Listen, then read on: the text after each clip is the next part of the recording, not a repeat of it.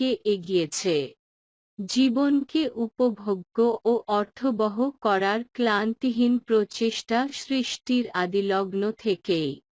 সমাজ কিংবা রাষ্ট্রের ধারণাও মানুষের কল্যাণকর ভাবনার চমকপ্রদ উদ্ভাবনী।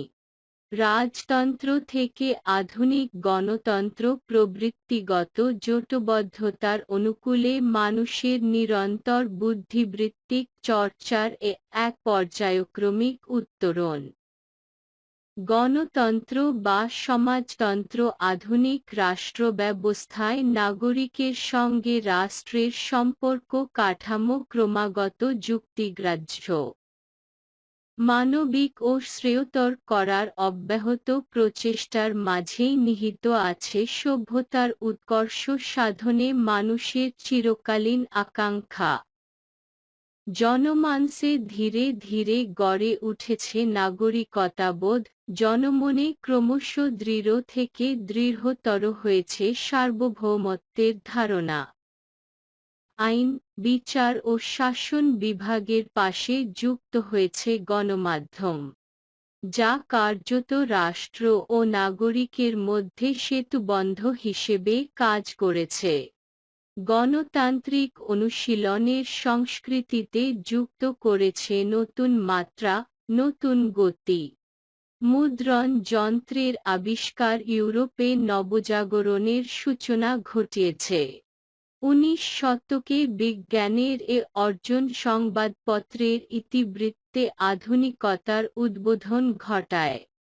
চীনে হাতে লেখা খবরের কাগজের চল থাকলেও ইউরোপ, আমেরিকা, এমনকি ভারতবর্ষেও সংবাদপত্রের আত্মপ্রকাশ ঘটে এ শতকেই।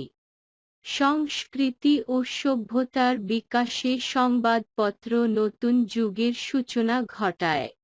মানুষের ভাবনা, চিন্তা, ধর্ম, রাজনীতি, আদর্শের বাহনে পরিণত হয় এ প্রিন্ট মিডিয়া। মুক্ত চিন্তার ও মত প্রকাশের স্বাধীনতা শব্দবন্ধটি নতুন ব্যঞ্জনা লাভ করে। ঔপনিবেশিক আমল এমনকি দেশ স্বাধীন হওয়ার আগ মুহূর্ত পর্যন্ত সংবাদপত্রে রাজনৈতিক অঙ্গীকারের প্রাধান্য সুস্পষ্ট ছিল।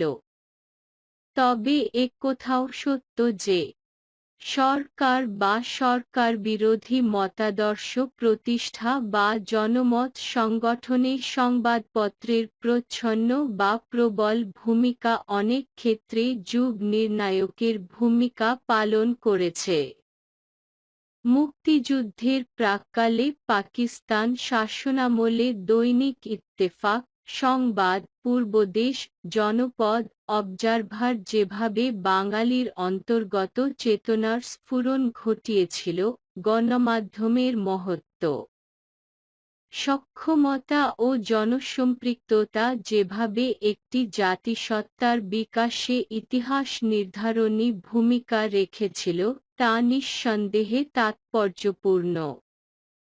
মুক্তিযুদ্ধ চলাকালে জয় বাংলা, বাংলার বাণী, সংগ্রামী বাংলা, মুক্ত বাংলা, জাগ্রত বাংলার মতো অনেক পত্রিকা কখনো মুক্তাঞ্চলে, কখনো প্রবাসে অবস্থান করে মুক্তিযোদ্ধা ও স্বাধীনতাকামী জনতাকে যেভাবে উদ্বুদ্ধ করেছিল, উত্তাল মুক্তিকামী জনতাকে জাতীয়তাবাদী জনউচ্ছ্বাসে উদ্বেলিত করেছিল, তা ইতিহাসের পাতায় স্বর্ণাক্ষরে লেখা থাকবে।